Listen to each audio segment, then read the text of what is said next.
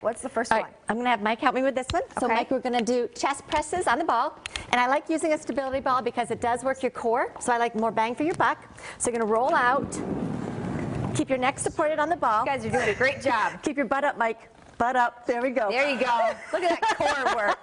And you're going to go up together with the dumbbells. You want to come close, but don't touch.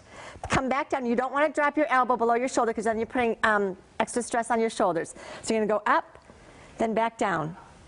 Up and back down. And make sure that you keep your butt up. Keep it up. There you Yeah, go. there you go. A little bit higher. It's good. And together, and then back down. So you want to do one set of 12. Keep going. And carefully roll up when you're done with your hundreds. He's stuck. Wow, that's great form. All right, roll that up.